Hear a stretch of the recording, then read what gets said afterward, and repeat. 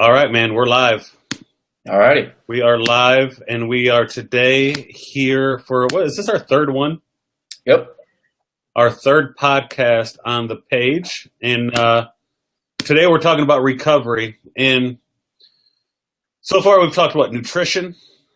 And then the other one we talked about was just basic strength and conditioning principles, right? And when me and you kind of got together about what we want to talk about next, we kind of went with recovery just based off the fact of that seemed to be what a lot of people were talking about, right? We got a lot of people on this page that, you know, it's really a big mix. We got people that are new to lifting. We got a lot of people that work out, CrossFit owners, CrossFit trainers, or they also do jujitsu, or, you know, they're doing multiple disciplines at the same time. And, you know, we got a lot of questions from people like, hey, I want to get in shape and I want to improve my cardio, but I also want to build muscle and I also want to get better at jujitsu, right? And you know, recovery is a big component. Recovery is a big component to that, right? And we kind of took 4 or 5 questions from the page and kind of talked about some of the ones that will be the simplest, easiest way to explain to them what is recovery, what are recovery techniques you can use. We know supplements, nutrition are a big part of that. People kind of pop in and they'll ask questions as we go, but you know, get into, and I'll pull up the sheet, get into some of the stuff we were talking about. And a lot of these are very simple, basic questions. And I guess to start off, recovery is so important because what I always talk to people about is just nervous system integrity, tissue integrity, right?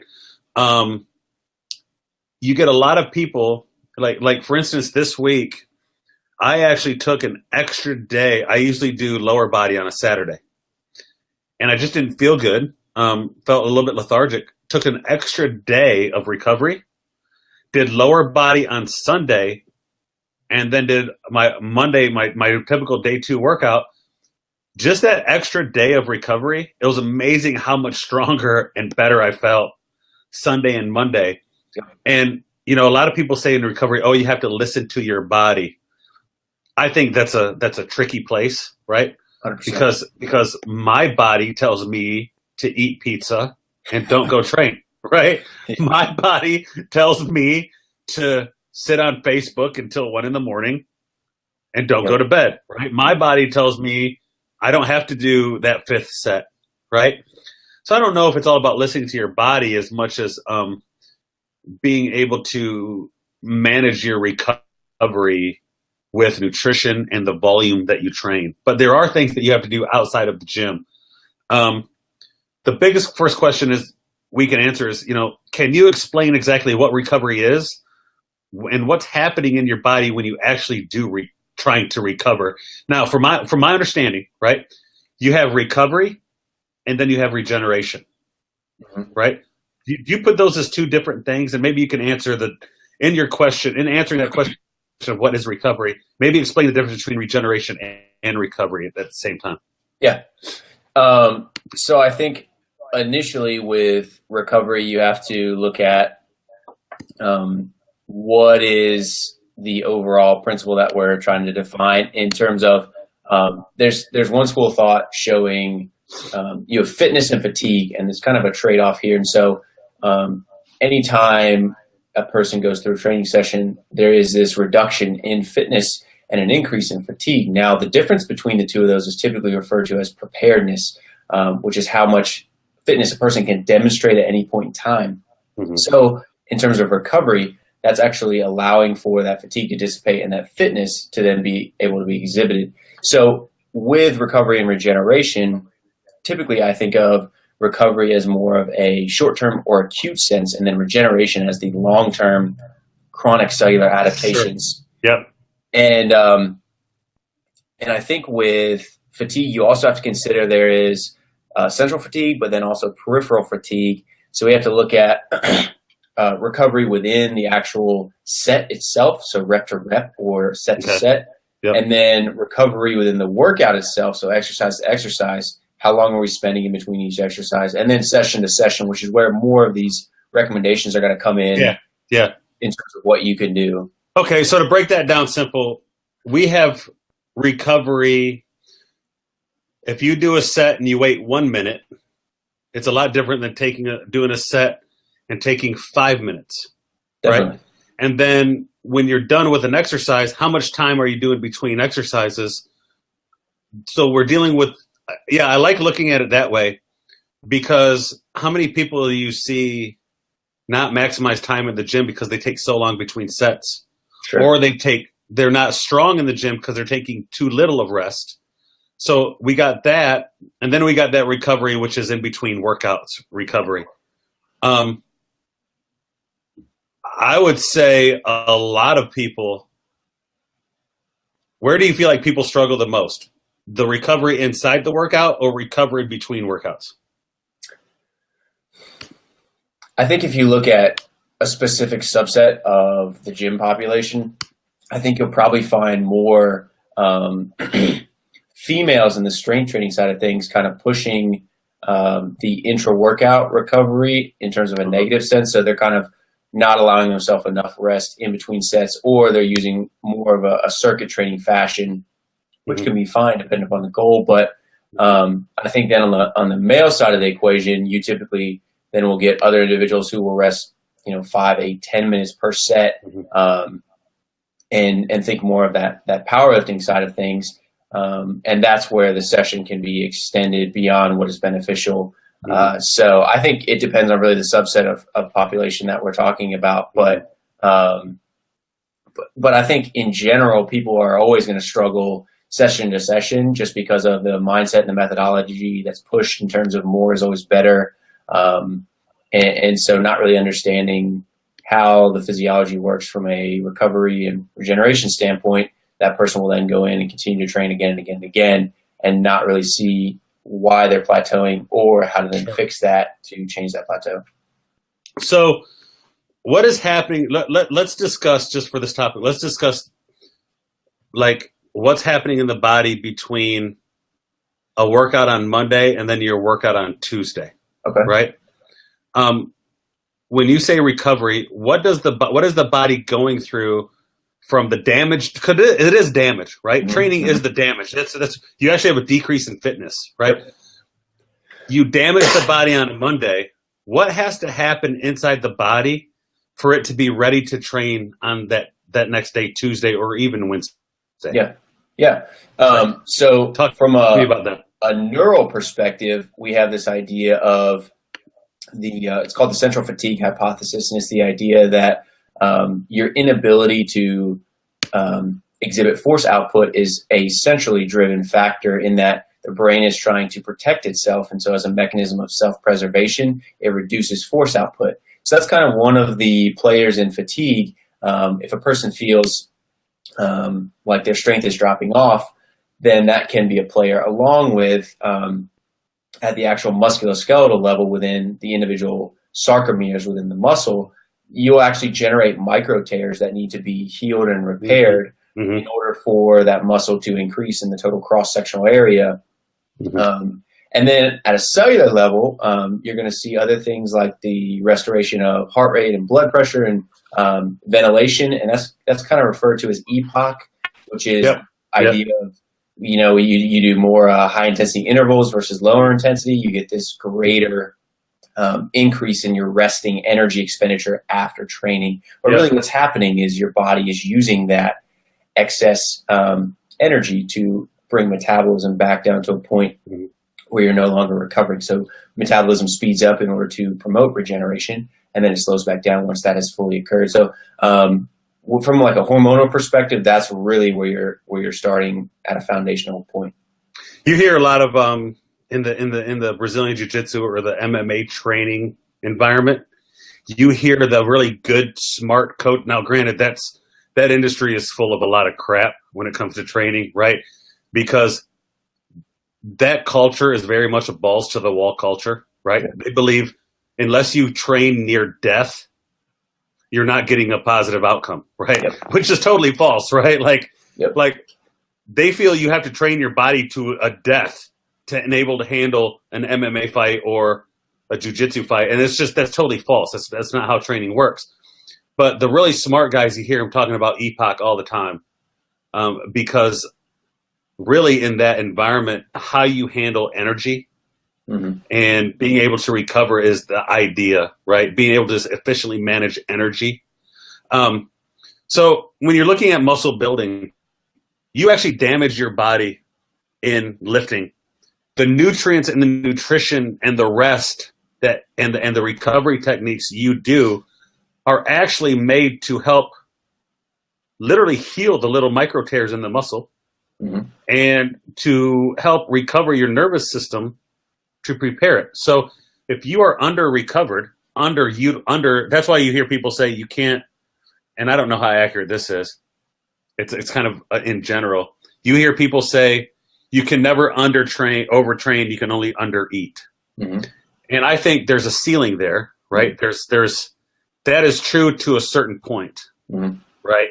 Then you're eventually just going to you can't possibly eat enough to handle that. So the whole point of recovery is to break down the body and then use your recovery concepts and your nutrition concepts to heal the body to be able to be strong the next workout.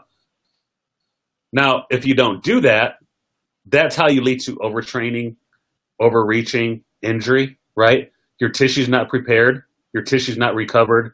Soft tissue damage. That's when you hear people pulled muscles and strains, or you just hear people say, man, I'm tired all day long.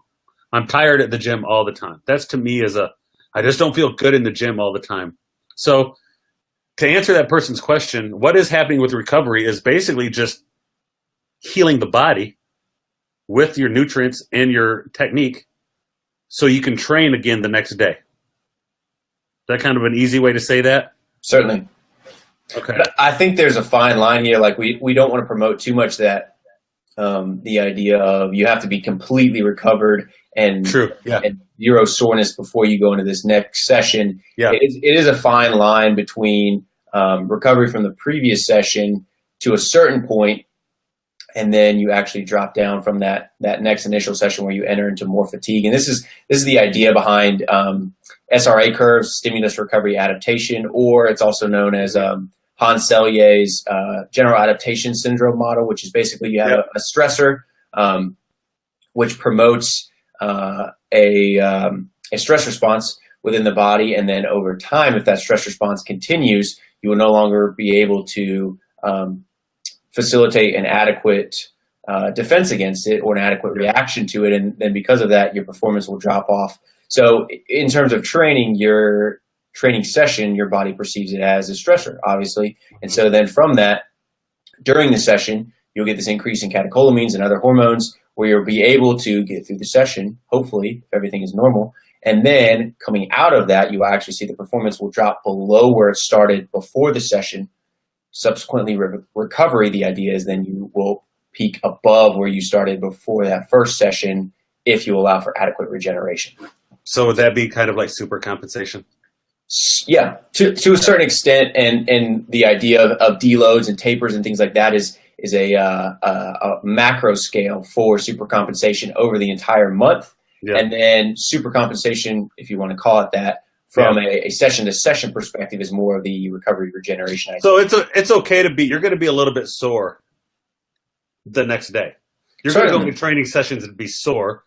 All right, here's go ahead. I was going to say, I think a good rule of thumb is if your soreness is to the point where it limits your movement or your general quality of life throughout the day, then you may just be in a really tough, overreaching, high volume phase, or you may have just done too much the last session that you may need to scale back and take that extra recovery day. But that's generally a good metric. I mean, if you can barely sit down in a chair, like you probably shouldn't squat again that same day.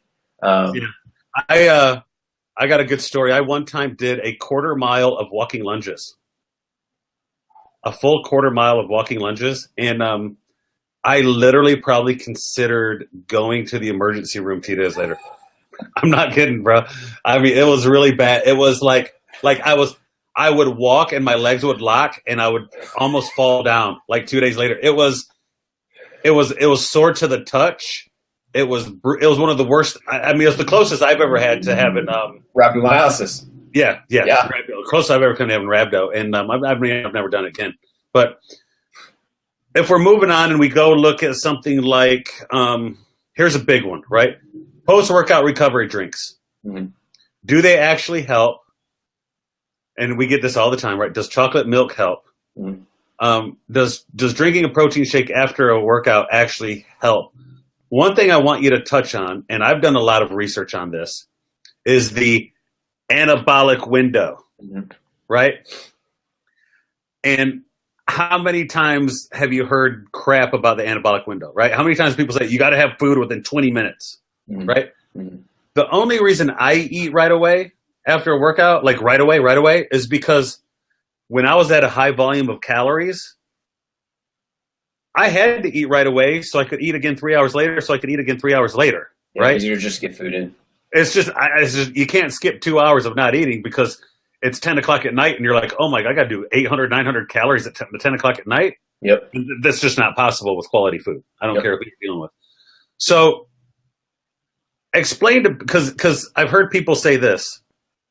I worked out, I got to come right home and eat, and then I'm going to go out and run my errands because I have to eat right away, right? Mm-hmm. They say things like that. And I don't know who it was. Was it Brad Schoenfeld that said it? I can't remember who it was. Somebody said it's okay after your workout to go run like a couple 30-minute of your errands and then eat your post-workout meal. It's okay. Sure. Like you're not going to have a panic attack, freak out, lose all your gains because you missed your 20-minute anabolic window. Yeah, right. Definitely. I kind of laugh at that all the time when you see the guys hammering all those calories because they're like, don't want to miss my anabolic window, right? Talk to people about the importance of a post-workout shake, even if there is one. What your thoughts are on chocolate milk. You're probably going to piss some people off with the chocolate milk comment, right? And that's okay. But science says what science says. Does a post-workout shake actually help? What do you think about chocolate milk? And after a really hard workout, how much time do you think you really have to get your post-workout meal in? Sure. So with the quote-unquote anabolic window, it's really much longer than just an hour or two after the workout. The quote-unquote anabolic window is more so the next 24 to 48 hours preceding that training session. And in less experienced individuals, it's going to be much longer. There's some studies showing that muscle protein synthesis is still elevated 48 hours after that session. In more experienced individuals, it will turn over that much quicker. As that's an adaptation to training, that you'll get that turnover within the cellular level that much faster. But with the actual idea of the anabolic window after training and the post-workout recovery, you have to consider when do we eat our last meal prior to training. So let's say I ate lunch 12 noon and I'm going for a training session at 4:30 or 5 and I got off work.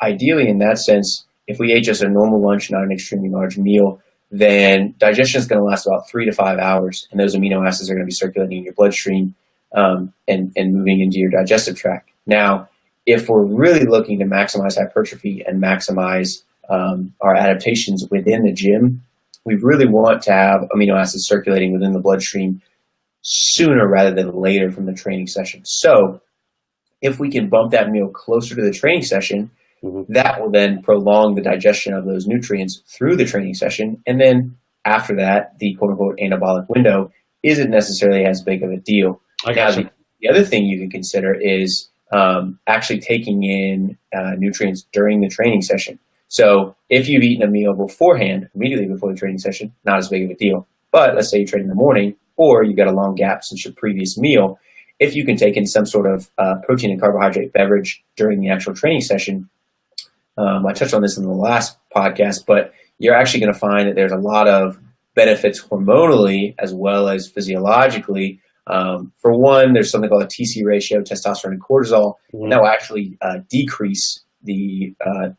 somewhat decrease the transient cortisol output during the session and allow testosterone to remain a bit more stable, whereas typically those two are kind of inversely changing during the workout. And then also there's another factor within the immune system where individuals who train a lot and train intensely get more upper respiratory tract infections. So typically after a training session, your immune system will be decreased in terms of its ability to fight off bacteria and other pathogenic viruses. So if you can take in carbohydrates during the session, that will actually decrease what's called that exercise-mediated immune depression. So those two are very important just from a health and a long-term adaptation standpoint. And then the final point is there's this neat little thing called GLUT4, and it basically transports carbs from your bloodstream into your muscle fiber. And this is basically only upregulated during activity. So if you really want to give yourself the best opportunity to transport those carbs into your muscle fiber and really resynthesize glycogen as fast as possible during the session, or perhaps not during the session, but after the session, if you want to keep blood sugar as stable as possible during the session, your best bet then would be to take in some sort of protein and some sort of carb. Now, you're not going to need to use, 100 grams of carbs from Gatorade or something like that. You're generally looking for somewhere in the vicinity of around 1 gram, probably every 2 minutes, something like that for your session. So it's really not going to be a whole lot, like 30 grams for like an hour-long session. Really not a huge amount. And in terms of protein, if you're a larger individual, you're probably looking at anywhere from 25 to 35 grams, smaller individual, 20 to 25. But generally those two, if you can put them in during the training session, it definitely helps to, I don't know if you want to say shorten the anabolic window, but it almost completely removes it because then you're having nutrients during the training session.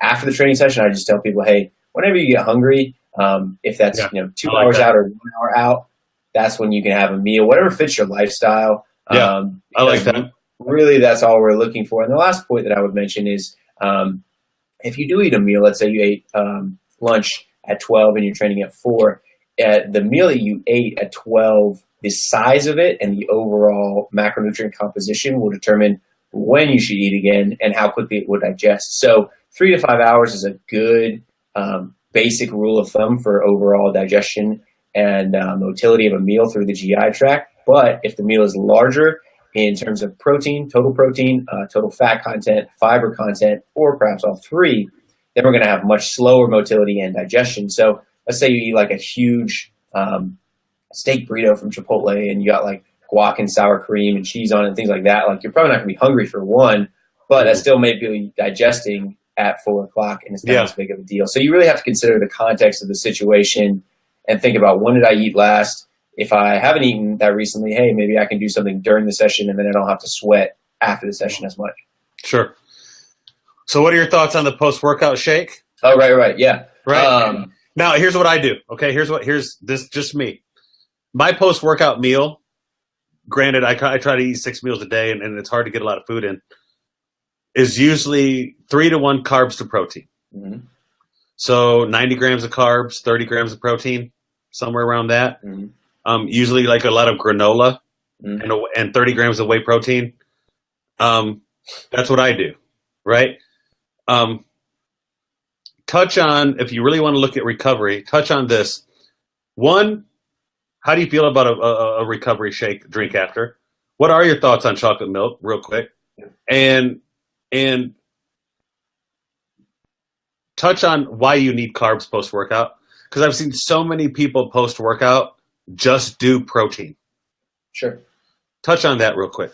Okay. So with a protein shake in general, one of the things that you, two things really that you need to consider. The first being, there's some research showing that you do get a disruption, so to speak, in terms of the GI mucosa and the ability to effectively, I won't say absorb, but it alters your normal digestion. And what happens there is typically most of the blood gets shunted away from the digestive tract to the working muscles.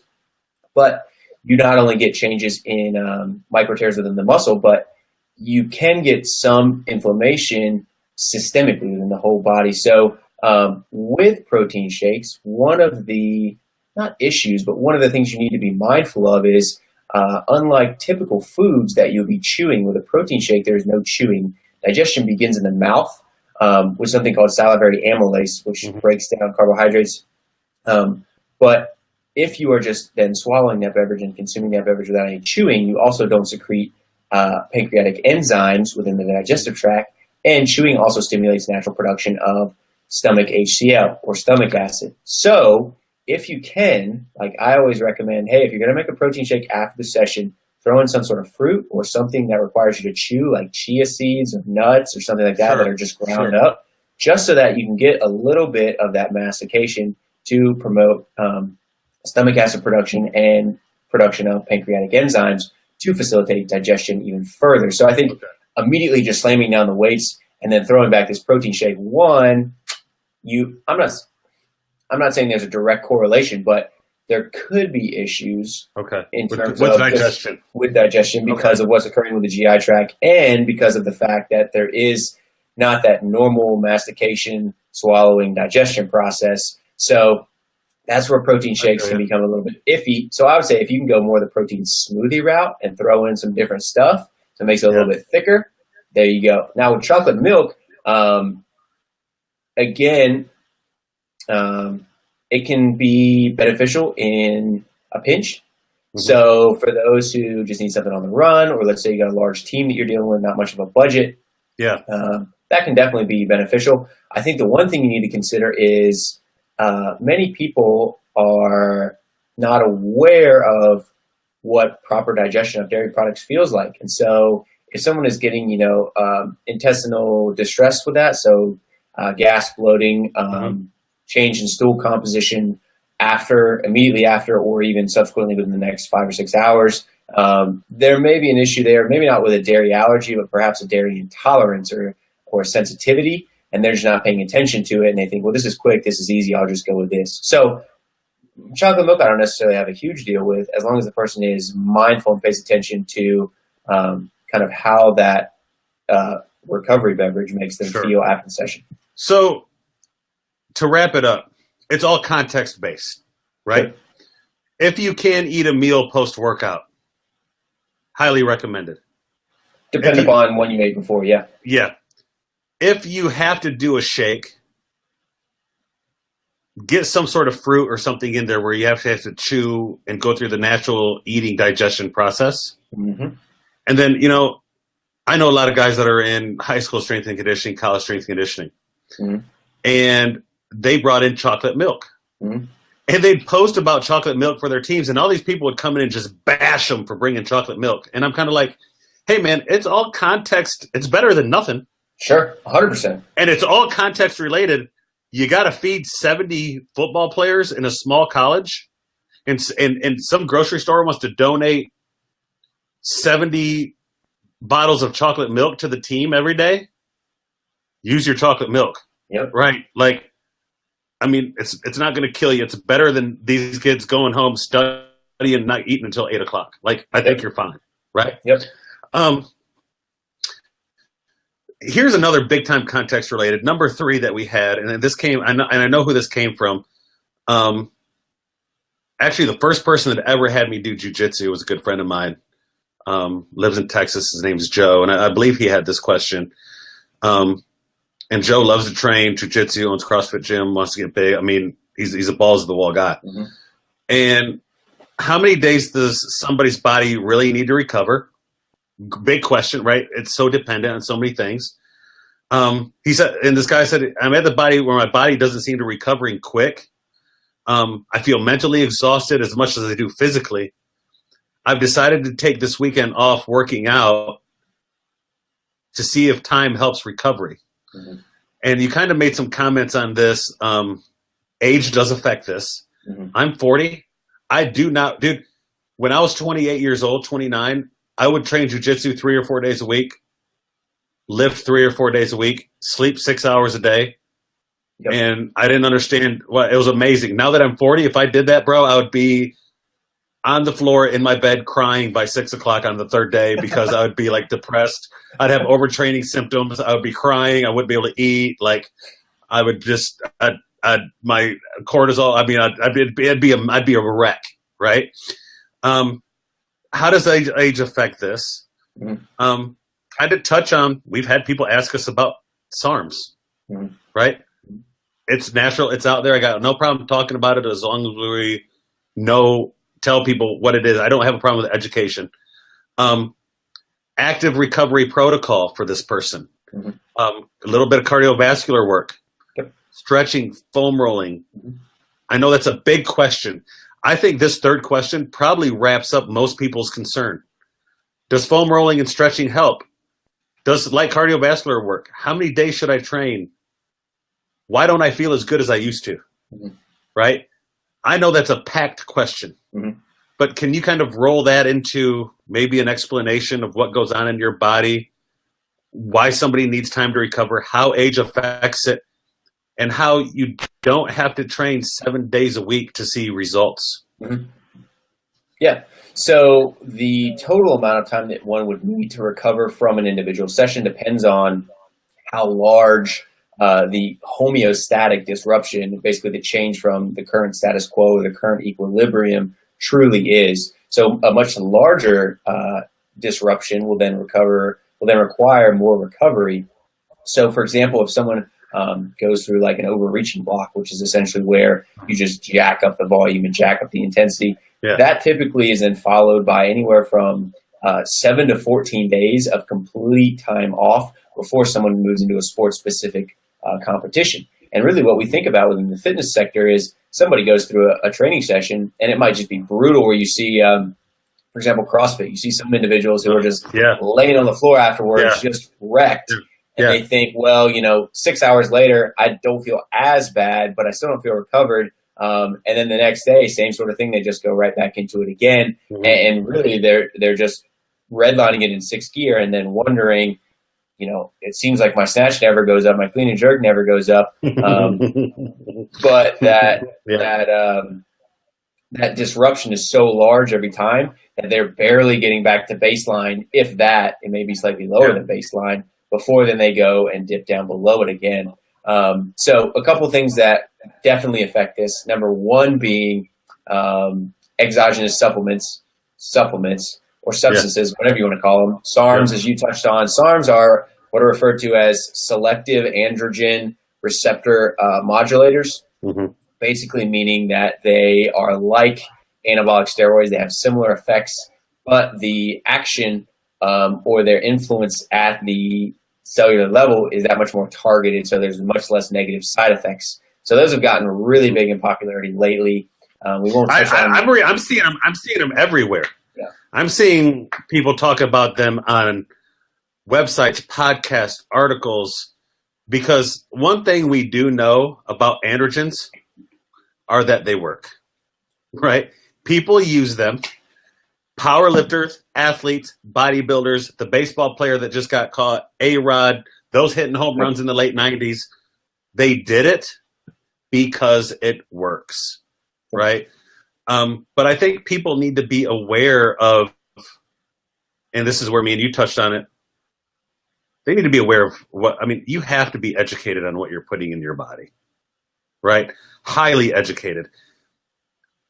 And because there is a I don't care what you take, there is a long-term effect for everything that you put in your body over time. I don't care what it is. There is a effect to your body, negative or positive, of everything we put into our body over time. I truly believe that. So I guess I was just throwing my 2 cents in on that. Sure. Yeah.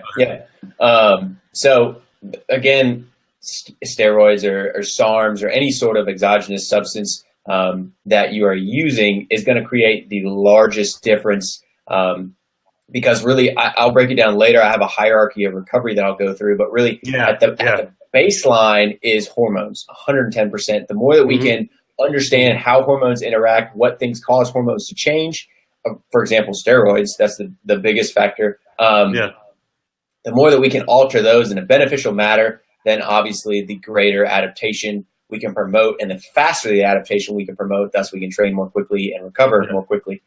So active recovery protocols, you see everything from, pool workouts, cardiovascular work, contrast showers. So I'm going to break down some individual ones, talk through them, and really just give people an idea of all the different things they can do and just some very simple specifics along with each one. So the first thing, as we talked about before, it's somewhat an active recovery protocol, but as we mentioned with nutrition can play a big role. with the TC ratio and everything else. If we have carbs after the session, like you mentioned before, can we just have a protein shake? If we can include carbs, that will help to drive down cortisol and then give us more of a beneficial hormonal swing.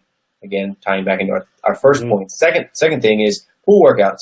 So these are essentially non-weight bearing, gives you an opportunity to run, underwater, swim, cardiovascular work, as you touched on. Mm-hmm. We're really looking for any sort of modality, which hopefully is non-weight bearing, like a rower or a bike, and anything which generates a light sweat. Generally, you're looking for somewhere between 120 to 140 beats per minute. So if you have a heart rate monitor, that's the zone that you're looking to stay in. It's going to feel really easy and way too light, but that's exactly what we're looking for. And cardiovascular work can help in terms of balancing neurotransmitters, which can, like dopamine and serotonin, which can get a little skewed with heavier training, especially in the long term. But it also enhances something called neuroplasticity, which is basically one's ability to learn motor patterns. And if you look at the research on fatigue and training in general, as fatigue accumulates, one's ability to learn and then demonstrate motor patterns or specific movements that they're learning will go down. So, for example, if someone's a CrossFit athlete and they're trying to improve their snatch technique or things like that, adding in some low-intensity work on their off days, just a light sweat, can perhaps stimulate this neuroplasticity factor, which is generally highest in youth and then declines with age. So anything that you can do to hopefully improve that will then lead to improvements in technique and then execution of the movements during the session. NSAIDs, this is a big one. Non-steroidal anti-inflammatory drugs, Tylenol, ibuprofen. Yeah, so I'm sure a lot of people pop these after a workout. They're just like, man, my quads are crushed. I did way too much squatting. But there's some research showing that this could potentially be an issue as inflammation inflammation in general is needed to promote hypertrophy, but also tissue repair. So if you're taking something to actually dull that natural inflammatory 100%, response 100%. And reduce this cytokine output that your immune system is trying to have, then you can start to run into some issues. So just something to keep in the back of people's minds that, if I'm really sore, let's stick to more heat and movement. And I'll break that down. Really, we're not looking for ice in terms of recovery from a training session. Ice can be very beneficial if there's an acute injury within 6 hours of the actual event itself. So you'll see some athletic trainers who will recommend the person ices, for the next 4 days after an injury or things like that. Above and beyond 6 hours out from an immediate injury, you're not getting any additional benefit from the ice. So let me throw this at you. I come from the world of baseball, right? Yep. I've trained a lot of baseball guys, right? And I've never met a group of people who have thrown out science and have gone with pure anecdotal evidence in their training like I have baseball people, especially pitchers, right? Mm-hmm. So, we always get the hey, if you pitch a lot, you built up lactic acid, you need to go run to get rid of the lactic acid. Well, what has the research said? 1, pitching doesn't build lactic acid, and 2, running doesn't get rid of it. But it's all anecdotal evidence, and I've had this conversation with 1,000 people, and I just say, I'm sorry, but I believe in science. And I'm sorry your coach in 1973 made you run 18 poles after you pitched. It did nothing to you other than piss you off. Yep. Right? Yep. And here's the other thing I saw. If they would pitch, they would take ibuprofen and ice. And I'm talking kids taking up to 2,400 milligrams of ibuprofen on the day of and day after from pitching. Yep. So they would pitch, and I would say, "Are you hurt?" They're like, "No." Okay. Why are you icing if you're not hurt? And why are you taking ibuprofen if there's no acute pain? Mm-hmm. Right? Yep. And so I totally agree with what you're saying. Unless you are actually injured, right? If you are into the habit of taking ibuprofen after every workout, you have to pump the brakes and back up as to why are you in pain after every workout, right? 100%. And why do you feel like you have to ice? So I love the idea of what you say is movement and heat. Mm-hmm. So that's where the light cardiovascular comes into play, right? Correct. Okay. And really what you're looking for with that movement perspective is we're not only trying to influence delivery of nutrients within the blood supply itself. So anytime you're getting movement and heat, you're getting vasodilation, which is improving overall blood flow to an area. But you're also trying to enhance the lymphatic system, which is basically this additional system along with your blood supply, which will enhance recovery overall at a cellular level. And anytime you're getting compression at a joint or within the muscle in terms of contraction generating compression, or for example, if you've seen the Normatec recovery gear, which causes this constriction or compression around the muscle, basically what that's trying to do is it's trying to enhance lymphatic flow back to the heart by squeezing the extremities to pump it out of the extremities. So if you can do that naturally on your own with something as simple as going for a walk or biking or rowing and just getting a nice light sweat, very easy. So if you're really hurting from workouts, go move. A little bit. Right. What are your thoughts on? So there's train of thoughts, and again, foam rolling. Okay. Do you foam roll before a workout? Do you foam roll after a workout? And what are your thoughts on what we're seeing a lot with really heavy compression, like mashing, right? You're seeing a lot of people mash. I have a friend of mine, phenomenal physical therapist. I'm not going to tell him his name. He's on here. He might pop in and comment if he wants. He is actually pretty associated to Gray Cook and what they're doing. And this guy, I mean, this guy's great, right? He's practical. He spoke at a national level. And he's actually said to me before, he's like, I'm not sure if just mashing something really solves the problem, right? It's got to be more than that. So what are your thoughts on compression? My friend Mark McClure loves the he posts that little vibrating, that thing. And then he's used it for years. I know he's used it when he lived in South Carolina with us. What are your thoughts on just basic? We'll just touch on foam rolling. Okay. Before or after workout? Sure. Yeah. So I think we could throw massage in with foam rolling because it's kind of tissue manipulation at the same time. There is some good research showing that massage can help promote recovery of the neuromuscular system and dissipate these kind of perceptions of fatigue that you're feeling tired and your overall soreness level.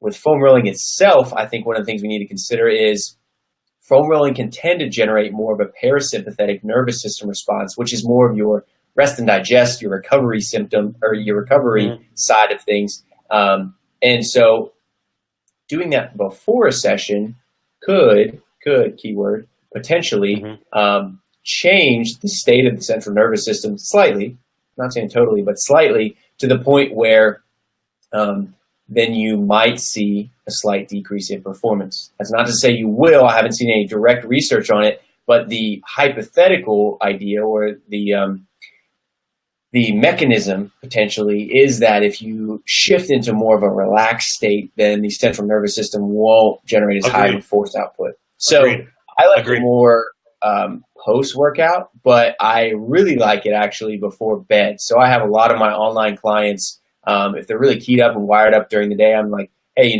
foam roll for 10 or 15 minutes before you go to sleep and then take a shower. And that accomplishes two different things. One is hopefully they can't be on any sort of electronic device for that 10 or 15 minutes, and they can't be on one in the shower. So total there, we're getting a nice little gap of 30 to 45 minutes where they're not on any electronics, no blue light, obviously improves the sleep. But then at the same time, we're getting that parasympathetic improval or increase in vagal tone, decrease in sympathetic tone, and then hopefully both of those combined improves the sleep overall. It's interesting you say that. I have one kid, phenomenal athlete who trained, and he would foam roll and lacrosse ball 30 minutes before a workout. And I always was nervous about talking to him about if we're going to go into a sprinting exercise or like a dynamic type exercise. I said, do it if you feel good for a couple minutes, just maybe a ritual. But I said, I have a hard time with suppressing the nervous system and then then immediately asking the nervous system to be on point. Yep. Right?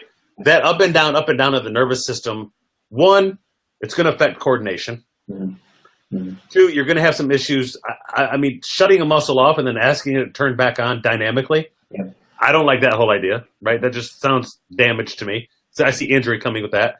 So foam rolling at night or after workout to suppress the nervous system, I love that idea. Or how do you feel about on those days off? Say you do a little bit of that cardiovascular work and then foam roll? Yeah, I like foam rolling and massage too from also a reset perspective. So if somebody is, let's say they're working a job where they're on their feet a lot during the day and they're on hard surfaces, that person could potentially be biasing more of an extension position, and putting them on a foam roll can hopefully then get some down regulation in that neural tone to specific muscle groups. And I think that's the thing we have to remember with the smashing or the foam rolling. If someone has to continually foam roll or smash an area with whatever implement they're using, and that area continues to feel tight, then there is something centrally mediated that they're not checking out, whether it be a positioning issue or a technique issue of an exercise. So let's say, for example, you're back squatting, and the day after you back squat, you wake up and you can barely get out of bed and lean over to tie your shoes. There's probably an issue there. You got some butt wink going on, or you're potentially overextending and overcompensating. But the issue is not going to be fixed by foam rolling. The issue is going to be fixed by correcting the exercise itself. So foam rolling, I think a lot of people have relied on as a crutch. Hey, I'll just crush myself during my session, and then I'll just buff it all out, when really you're not changing anything within the tissue itself. You're actually just decreasing neural tone or neural input to the tissue, and it's quieting down. And you're thinking, oh, I just, what's the phrase? Scar tissue. What do people say? I broke up the scar tissue. You're not changing anything. Have you ever really had scar tissue broken up? No, it's not pleasant. If you open up a cadaver and you're trying to quote unquote break up scar tissue, you literally need a scalpel to do that. So Lord. I highly doubt that a cylindrical piece of foam is going to do anything, but you will get scar tissue within the nervous system, and that's really what benefit you're going for. So in terms of the hardcore smashing, like these big rollers that people are putting on each other now, I think some of those people are just so keyed up neurologically that they can't shut it off with something like a soft, lower density foam roller. And maybe that's what they need, at least transiently, to kind of get things to calm down. But I think in the long term, they might want to look at other factors that they can address in terms of what's your sleep like, what's your caffeine intake like. Let's throw on Slayer or Disturb and take 3 scoops of C4 and then see how tight your muscles feel like before your session. Well, no, duh. Like, you just cranked up neurological tone. So again, consider the entire 24 hours of the day and then say, maybe we don't need to do this 30-minute session of smashing if we just change these other factors. Yeah. Well, one thing people need to understand too is just because a muscle's tight doesn't mean that it has to be loosened up, right? Sometimes their tone is there as a protection. Wasn't that Pete Bomarito? He said, what was it? Weakness is secondary to, what was it? From Summer Strong. What did he say?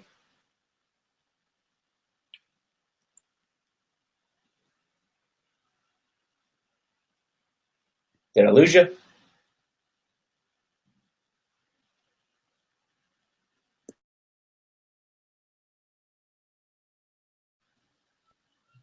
All right. Josh, you still there? We're back. You good? Can you hear me? Let's see if we might have to bring Mike back on here. Josh, can you hear me?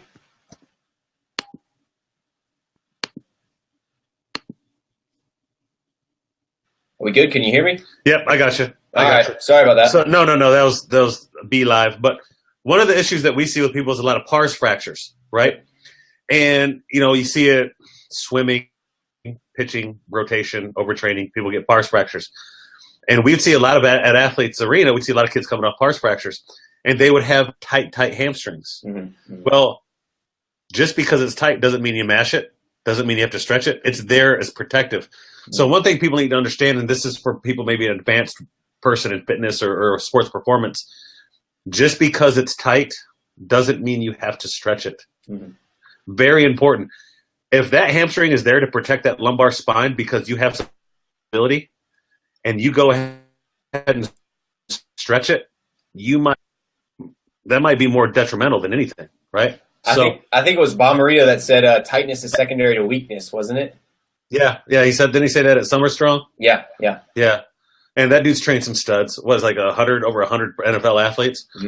Mm-hmm. Moving on, number 4. And I know exactly who this guy is. I haven't stopped training for 13 months. I feel like I need to deload and allow my body to recoup. I think the gist of this is the connection between training and nutrition. Personally, that's what I commented. Mm-hmm. I personally don't deload for hypertrophy. I manage volume and calories, but no real deload. Yep. Right. One, explain this. Do you and how? I guess address the issue of deload. Do you have to have it? Sure. Do you need it? And how can you avoid not having to have a deload? So for a hypertrophy individual, somebody who just cares about how jacked and tan can I get and how quickly can I do it, the thing that you really need to consider is there is 2 competing cellular pathways within the muscle. One is called AMPK, AMP kinase, and one is called mTOR. And mTOR is really all that bodybuilders and strength athletes per se care about, or fitness enthusiasts. AMPK is more so all of your endurance adaptations. So they're really competing pathways, so to speak. But one of the things that you need to consider is if you're constantly training with a high volume, high threshold output, one of the things that we see over time is that AMPK will actually start to increase in terms of the overall cellular activity, and mTOR will then subsequently decrease because it's kind of a trade-off there. With higher repetition sets, you'll find that there are more type 1 fiber activation and more type 1 fiber hypertrophy because initially what you're going to have is you will run through all of your type 2s as fatigue begins to set in, and then the type 1s, which are more fatigue resistant, will then follow up and take over. But with that, somebody might say, it's more time under tension, it's more hypertrophy, it's more volume within the muscle. Yes, to a certain extent, but as AMPK levels begin to come up, mTOR will subsequently come down. So the purpose of a deload, whether you want to think about it from a neurological restoration standpoint in terms of overall recovery, you can also think about it from a physiological or cellular reset, so to speak, in terms of allowing AMP to come back down and mTOR to come back up. And so that's one of the very important reasons why for a deload, you mainly want to cut volume and probably not intensity. So you're looking at a reduction in volume of about 60 to, I would say, almost 70%, and you're probably not going to change intensity a whole lot. Volume is the main driver of peripheral fatigue, whereas intensity is the main driver of neurological fatigue. So if you have an individual who is more of focused on the powerlifting side of things, or let's say they compete in a sport which is highly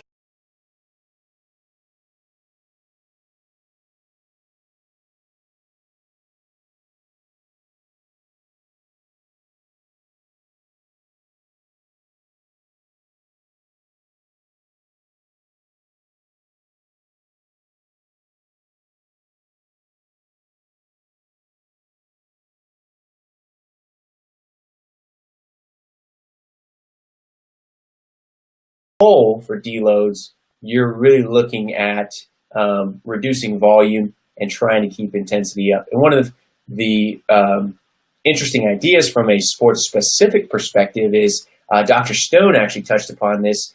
If you look at tapers for specific sports, what you're going to find is during the increase in volume, you will see that you get a increase in cross-sectional area of the muscle, but rate of force development will go down. So rate of force development is typically correlated with fatigue. So as fatigue goes up, volume goes up, rate of force development comes down. You add in that taper or that deload, now what we see is there's actually a rise in rate of force development, volume comes down. But one of the interesting things is you get an overshoot in type 2X fibers. So you actually get a larger conversion of type 2As to type 2Xs. And type 2Xs are highly correlated with rate of force development. So it's somebody who is more of a power or strength athlete and they're looking to peak for meet or peak for a competition, this can be incredibly beneficial from an overall deload perspective. So one thing I know about this person is that they've been dieting and training for a long time, right? Mm-hmm. I listened to a podcast recently with Mike Israetel, and he talked about how he will take a microcycle, like a 4-week microcycle. The only thing, he'll work out hard, he'll have fun in the gym, but the only thing he'll count is his protein intake, right? So for 4 weeks, he literally lives a normal, somewhat typical lifestyle to allow for that mental deload. Have fun in the gym, do the exercises you like, anything except maybe your protein for about 4 weeks. Eat. If your friends want to go eat, go eat. If you want to eat something in the house, go eat it. Don't be gluttonous, right? But using that almost like a deload, right? And then he talked about kind of what you said.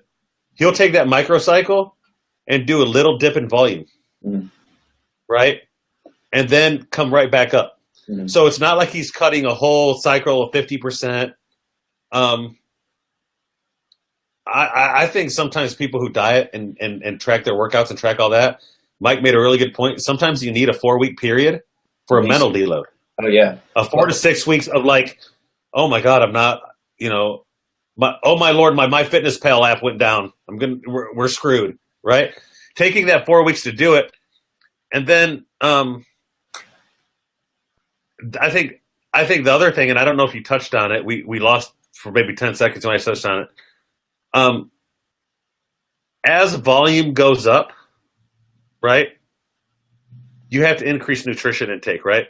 I mean, that's part of avoiding, because I know when I was going to go through this little cut in weight, I was going to ramp up some reps, and you were like, no, go the other direction. Yep. Because you're not going to recover. So I think able to avoid that deload and really overtrain, nutrition and volume have to match. Definitely. For you to be able to do that and not get hurt. So if you're looking at someone that has done and they are feeling like they need that deload, it's not a bad recommendation to say, hey, dude, take a month of just maybe tracking some protein, working out 4 days a week, go have some fun, eat some food, and come back to it in a month. I think there's a lot of people who approach lifting from a athletic perspective where they hold themselves to the same standard as perhaps some collegiate or even professional athletes. Yeah. They have this mindset of, I have to go in every single day, I have to give it 110%. But what they don't realize is if you look at some of the Olympic weightlifters, like, for example, some of the Russian teams, following the world championships in weightlifting, some of them will take up to 2 months completely off of active rest where they would do something totally unrelated to weightlifting and they won't even pick up a barbell at all. And so I think sometimes people forget that, like, these professional athletes will have time periods where they will either be doing active rest, or they'll be doing something active that's not pertaining to their sport or pertaining to lifting, or they're going to be having these down weeks. Like, for example, at ETSU, every single 4-week block, we always have a down week where volume always comes down, regardless of whether they're feeling good or whether they're like, yeah, I'm making progress. And sometimes for people that are just 100% pedal to the metal all the time, you have to say every 4th week, it's coming down. Yeah. Sorry. Intensity will stay up, but you just won't get as much volume. Part of that is it's glorified, right? How many people are like, oh, Billy crushed his competition on a Friday and he's so dedicated he was back training in Monday. And you hear that and, they say that Russell Wilson, he might have lost this weekend in his NBA in the playoffs, but I bet he was back in the gym on Monday. Well, if he was, he's an idiot, right? Like let's not glorify, the guy that's like, oh, he did the CrossFit Games on a Saturday and he didn't do as good. I bet he was back doing Murph on Monday. You know what? I really doubt that guy's probably pretty smart and pretty dialed into his body. Yeah. He probably ate some nachos, slept, watched some Seinfeld reruns, and didn't walk into the gym for a while. Yeah. Right? So moving on. I was going to say, I think in this person's case, give themselves that month time period and really see how they feel after that month of scaling things back, both in training for the sport and lifting. And if at the end of that month, they're like, something still doesn't feel right, I definitely don't feel motivated, I don't feel like I have energy in the gym, can't recover. Yeah. At that point in time, I think that's where you say, hey, I need to go get some blood work done. I need to figure out where I'm at from this foundational point, hormones, and work from there. Yeah, I agree. Let's finish out. Let's kind of double hit this one, okay? This is an answer of the honest question. This is yes, and we all know the answer to this is yes. Does daily structure and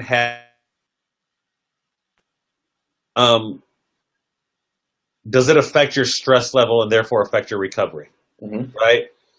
So basically, if you have a high stress job, you're on your feet all day. Maybe you work construction. Maybe you have a high pressure situation at work. Maybe a high pressure situation at your family. Maybe you have the opposite. Maybe you have a laid back job. You work from home. Whatever. Does structure, habits, and daily routines help eliminate stress and therefore increase recovery? Can you do things on a daily basis that help with recovery? And then this is the big ender. Hierarchy of recovery. Mm-hmm. Give me your hierarchy of recovery of what's the first thing everybody needs to do, and what's the next important, then the next important, then the next important. Sure. And then we'll kind of close it out. Okay. So with the structure and daily habits, I think the first thing you have to consider, it depends on what your daily habits are. So if you're the type of person where your daily habits are, like you said, staying up on Facebook till 1 a.m., or you got buddies that constantly want to go out and they want to do stuff late at night, your habits and your overall daily routines, I think, are going to be influenced by four main things. One being your environment. Two being your social support, kind of who's around you.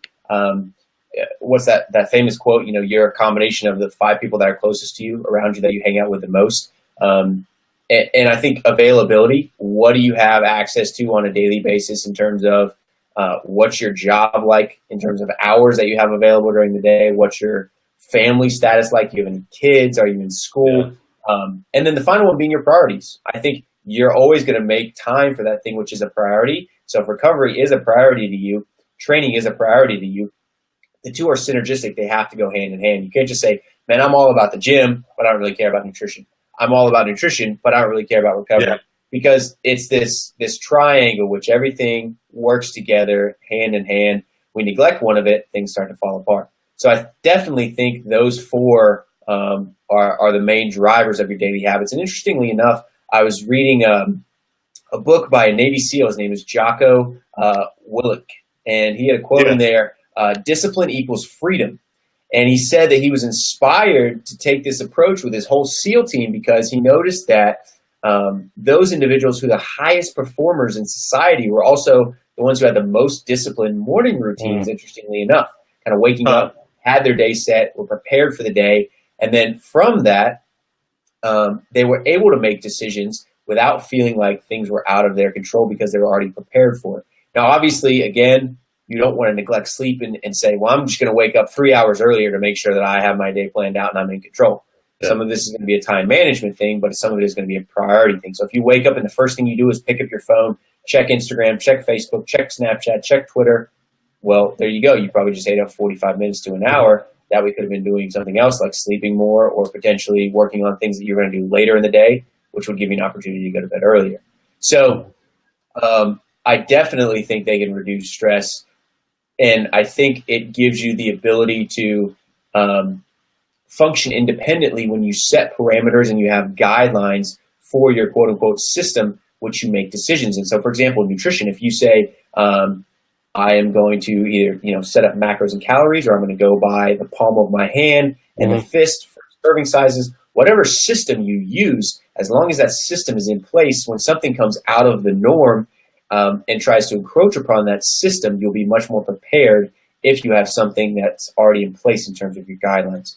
So next question then, in terms of the hierarchy of recovery, as I mentioned earlier, I think at the base level, the foundational level, you're really always going to be dealing with hormones. And this is not only hormones that you can take exogenously, but also resting concentrations of hormones. So if we look at what does the person currently have right now in terms of free hormones and bound hormones, because you really can't just say, what is my total testosterone number? We also have to consider your free testosterone number, what's actually circulating in your body, what can be used. If it's bound up by something like sex hormone binding globulin, why is that? Let's investigate a little bit more. Let's dig into the functional medicine side of things.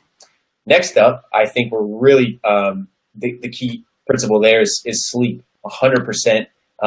Not only quantity of sleep, but also quality of sleep and timing of sleep. I have a lot of athletes that come to me, hey, what time did you go to bed last night? I went to bed at 3 a.m., but I slept until 12. Well, the issue there, as the saying goes, 1 hour before 12 o'clock is worth 12 p.m. is worth 2 hours, 12 a.m. is worth 2 hours afterwards. So essentially you go to bed at 11 o'clock, it's worth 2 hours after 12 a.m. The idea is that you actually go through different stages of sleep throughout the course of the night, dependent upon when you go to bed, because circadian rhythms are functioning regardless of what you're doing. So if you're still awake at 12 p.m., there is a certain point then where you're going to go to sleep, but you may not enter into the deeper, more restorative stages of sleep. Those occur earlier on in the night, anywhere from 10 to 12 or 9 to 12, depending upon when you go to sleep. So we have to look at timing, quality, and quantity. Quality, does the person have sleep apnea? Maybe they don't know about it. What's their sleep hygiene like? What's the environment like? Is it loud? Is it noisy? All these we're going to break down in a future podcast on sleep, but I just want to put the idea in there, and rather than just people thinking, oh yeah, quality, quantity, timing, there is a huge microcosm that we have to investigate with sleep.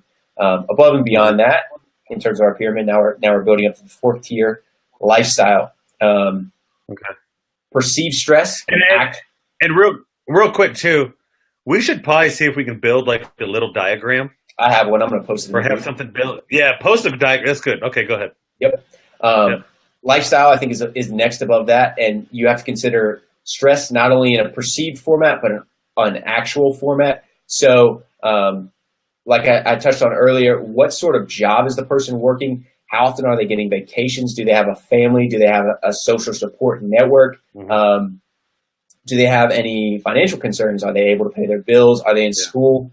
Are they studying for things like that? So stress can definitely play a huge role in terms of what is on you and the total accumulative allostatic burden. But you also have to consider, how does the person perceive that stress? So some people might have a ton of stuff on them, no big deal. And that's a lot based upon mindset, but then also kind of how they are handling the situation. Next up, nutrition. Total calories here is the main driver. And really what we're getting at is anabolism, growth versus catabolism breakdown. Like you touched on earlier, volume gets cranked up, you're probably going to have to move calories up. And again, as volume comes up, you might get more hypertrophy, more lean body mass, more cross-sectional area. Sweet. Now you're more metabolically active. Calories go up again. So it's just, it builds one upon another, but we really need to consider it there. Because if someone is in a deficit and they're saying, man, I'm feeling like crap, like I can never recover from workouts. Well, maybe you're either doing too much volume or you're just not eating enough, or a combination of the two. Maybe we add some more food, crank up your calories, reduce the volume in your workouts. Now you're at a better hormonal environment, base level again. All of a sudden, sweet, my body composition is improving. Yeah. And I did the opposite of what I thought I was supposed to do. Exactly. We'll finish out and then I'll go ahead. Next up, I think, is periodization in terms of looking at total training volume and then also tapers and deloads. So are we cranking back during certain periods of the year after we have high volume phases?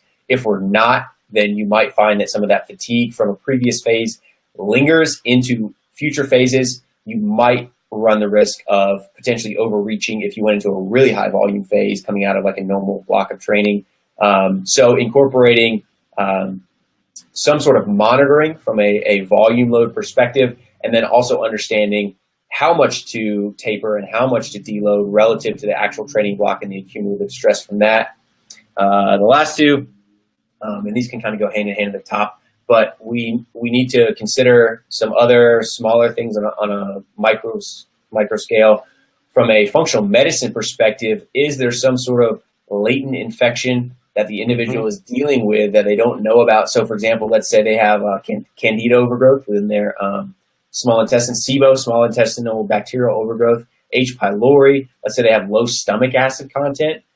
If that's the case, then they will not be absorbing nutrients from their food, and subsequently they may be taking a ton of calories, but they're not gaining weight. They're not feeling recovered. You Feeling bloated.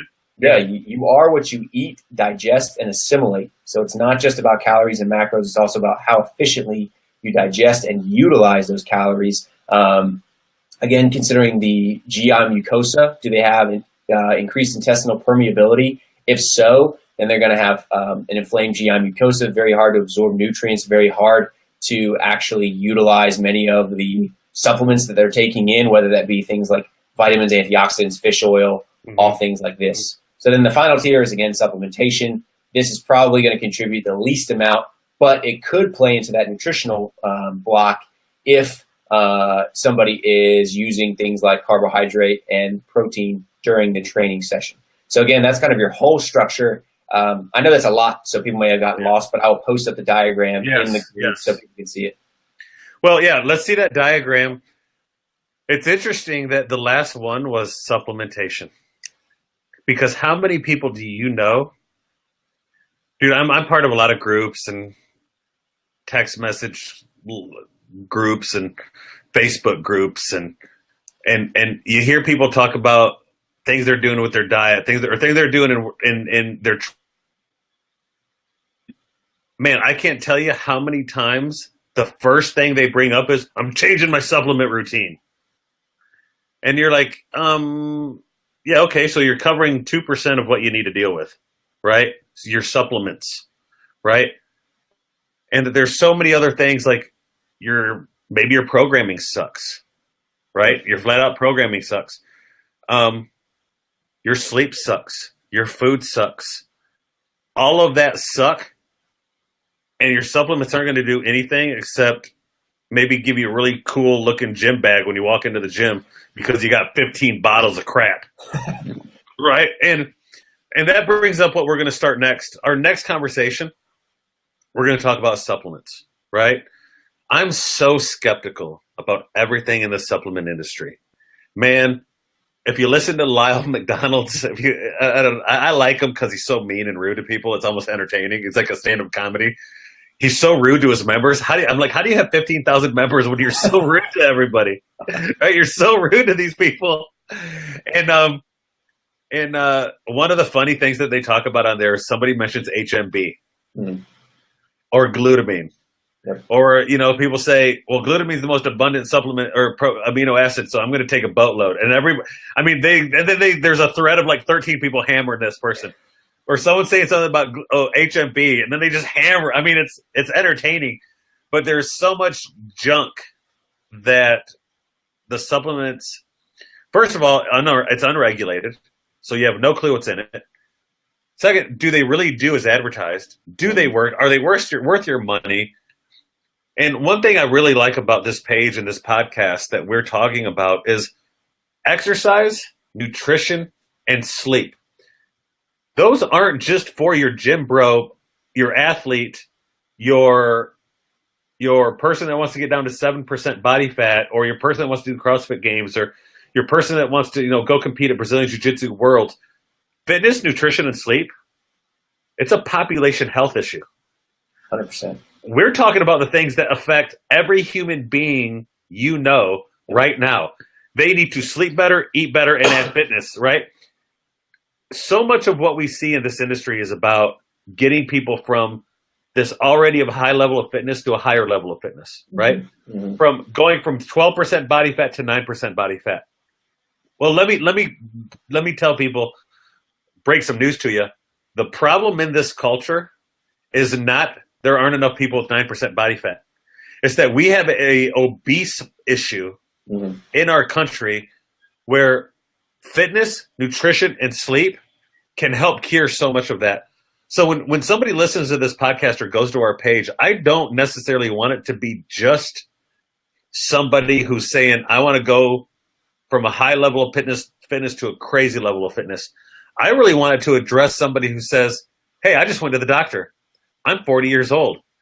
I have high blood pressure. I have high cholesterol. I've never worked out a day in my life. What do I do? Mm-hmm. And I think people can listen to some of our information and say, oh, wow, eat, sleep, and add some level of fitness, and I can change my life. And then who knows how it affects them culturally. So our next podcast, we're going to talk about supplements. A lot of people don't know this. Me and you have been doing some research on actually doing it through Phenom Elite and through some information about doing kind of our own supplement line. And man, I think that's going to be a long journey because there is so much crap out there, right? Can we well digestible protein? Can we get a good intro workout? Can we get a good post workout? Can we get these things that, fact, and I know you well enough, we're not going to go create an HMB product, right? I mean, we're not going to do it. I'm not going to go create, right? But I do think there is value to a supplement line. So our next conversation is going to be on supplements. I'll post this video. I'll post some questions on supplements. I think this really might get crazy because so many people take so much crap, right? Mm-hmm. And I know we'll do the research. So post that hierarchy of mm-hmm. training. I think that's of recovery. Mm-hmm. We'll post this video. And then we'll just keep having some conversations on our page about some recovery. I'll go grab some things. Regeneration. We'll probably shut it down. We're good. We'll shut it down. I'll post this video for everybody. And what I'll do is I'll post our PDF too. So, this was an hour and 20 minutes. So somebody can actually go in and if they're only interested in the first topic, they can go to that spot. If they're only interested in the fourth topic, they know where to go in the podcast to watch that. So people, don't have to sit here and watch all 100, 80 minutes of us. But I think that's awesome. I think we answered a lot of questions. Anything else you want to end with, or are you good? Nope, that's all I had. I'm good. Okay. All right, man. We'll end it up. I'll post this for everybody, and then we'll look forward to that hierarchy of recovery. I'm interested in that, and we'll hit supplements on the next one. I appreciate everybody listening in. We'll talk to you soon, Mike. Sounds good. See you. All right, brother. Later on.